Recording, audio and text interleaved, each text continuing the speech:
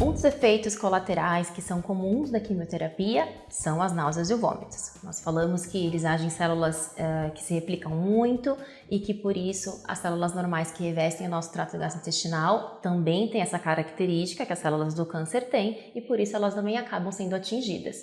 Então elas descamam, elas inflamam, elas morrem e aí geram essa inflamação toda por dentro, que pode ocasionar várias coisas, entre mucosite, náusea e vômitos também. Mas não é só a quimioterapia isolada que pode causar uma náusea e um vômito, né? Algumas classes, que são a classe de anticorpo conjugado com drogas, também podem causar a náusea e o vômito. E o que é importante saber? Que as drogas elas são classificadas isoladamente ou de acordo com o protocolo, que é um conjunto de drogas para determinado tratamento, quanto ao seu potencial de causar uma náusea e vômito.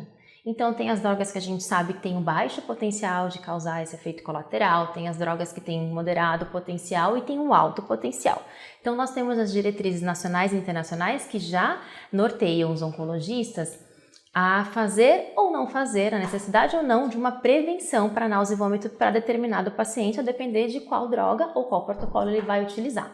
Então nós sabemos, por exemplo, que a cisplatina, que a doxorubicina são quimioterapias, que a doxorubicina, quando combinada com ciclofosfamida ou a ciclofosfamida com a epirubicina, tem um alto potencial de causar náusea e vômito. Então, quando se usam esse tipo de drogas, dentre outras, tá? Então existe uma tabela que mostra lá qual é o potencial de cada droga, nós precisamos de uma profilaxia mais robusta, com a combinação de 4 medicamentos para garantir que nem a náusea aguda, que é aquela que acontece desde o momento em que infunde, né, que recebe a quimioterapia, até 24 horas desse início, nem aquela tardia que começa depois dessas 24 horas e pode durar até 6 dias, para que ela não apareça. Ou, caso ela apareça, a náusea e vômito, que eles sejam leves e suportáveis, tá?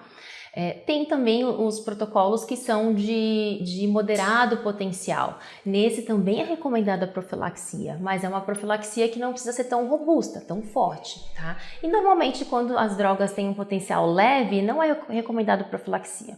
De qualquer forma, para todos os pacientes que estão tratando, a depender de como foi o primeiro ciclo dele, porque também existem alguns fatores que são do próprio paciente que podem conferir um risco aumentado ou não a desenvolver esse efeito colateral de náusea e vômito. Então, a dependendo de como foi esse primeiro ciclo, e aí a importância do paciente conhecer o seu corpo, ver tudo que foi alterado em relação, né, ao apetite, ao enjoo, se vomitou ou não, e qual foi a intensidade, quantos episódios, e reportar isso para a equipe de saúde, porque aí, quando for ter o segundo ciclo, o médico tem condição de avaliar se, embora esse protocolo que o paciente esteja recebendo não tenha um alto potencial de causar náusea e vômitos, a depender de como o paciente passou e se sentiu no ciclo anterior, ele pode prescrever uma profilaxia, uma prevenção de náusea e vômito também.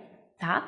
Então resumindo, nós temos as diretrizes que vão nortear e vão mostrar para o oncologista quando se deve ter prevenção ou não e qual é esse tipo de prevenção. Se é uma prevenção mais robusta com até 4 drogas, eu posso usar somente 2 ou 3 drogas, tá?